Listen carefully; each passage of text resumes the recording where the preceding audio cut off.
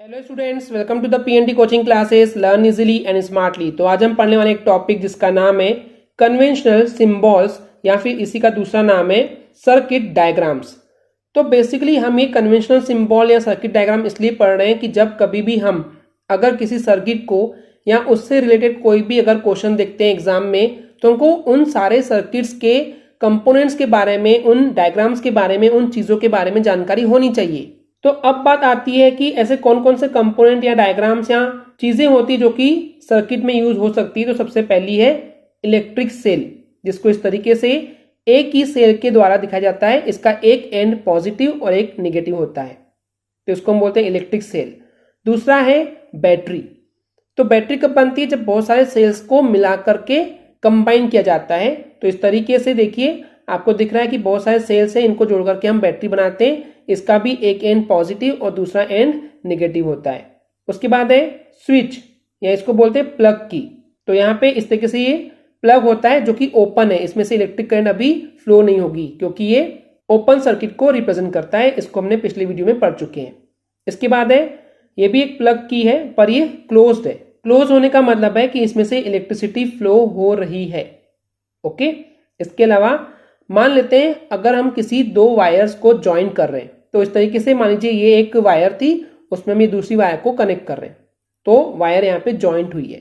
तो यहाँ से जो इलेक्ट्रिसिटी अगर इस डायरेक्शन से आ रही है तो ये दोनों साइड पे फ्लो होगी। ऐसा नहीं कि एक ही डायरेक्शन में फ्लो होगी। यहाँ से इलेक्ट्रिक करंट डिवाइड हो जाएगी, इधर भी फ्लो होगी और इधर भी फ्लो होगी। लेकिन अगर दो वायर्स एक दूसरे के ऊपर से जा रही है, ज्वाइंट नहीं है, तो क्रॉस कैसे करते हैं एक दूसरे के ऊपर? तो वायर्स इस तरीके से क्रॉस करने के लिए इस तरीके से कर्व बना करके दिखाया जाता है कि यहाँ से भी ऊपर से एक दूसरी वायर गई है, उनका आपस में कोई कनेक्शन नहीं, कोई जॉइंट नहीं है। उसके बाद इलेक्ट्रिक बल्ब को इस तरीके से एम सिंबल एंड इस तरीके से वायरिंग से दिखाया जाता है। उसके बाद ये रेजिस्टर होता है, या इसी को रेजिस्टेंस बोलते हैं। तो इस तरीके से जिगजैग से हम इसको वायर को दिखाते हैं, तो ये होता है रेजिस्टेंस। रेजिस्टेंस यानी कि ये बेसिकली अपने आप में से इलेक्ट्रिक करंट को फ्लो करने से रोकने की कोशिश करता है। बहुत ही कम इलेक्ट्रिक करंट इसमें से होके जा पाती है। फिर क्या है? वेरिएबल रेजिस्टेंस या फिर रियोस्टेट बोलते हैं, यानी कि इसमें से इसके रेजिस्टेंस को कम या ज़्यादा किया जा सकता है।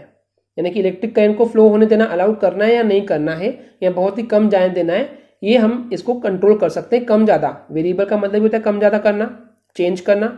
तो रेजिस्टेंस को अगर हम कम ज़्यादा कर पा रहे हैं तो इसको इस तरीके से एरो सिंबल से बना के दिखा देते हैं, या फिर इस तरीके से एरो बनाते हैं। तो अगर हमने रेजिस्टेंस के ऊपर एरो बनाती है या इस तरीके से एरो ऊपर से आ रहा है, तो इसको बोलते हैं रियोस्टेट या फिर वेरिएबल रेजिस्टेंस, यानी कि रेजिस्टेंस चेंज हो पा रहा है।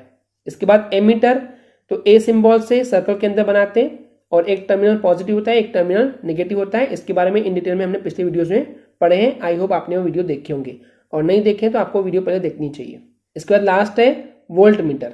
सो बेसिकली वोल्ट मीटर को एक सर्कल के अंदर कैपिटल वी सिंबल से लिख के दिखा देते हैं, एंड एक टर्मिनल पॉजिटिव होता है, एक टर्मिनल नेगेटिव, यानी कि प्लस और माइनस से हम इसको लिख के इस तरीके से वायर से कनेक्ट कर देते हैं। तो ये होता है वोल्ट मीटर।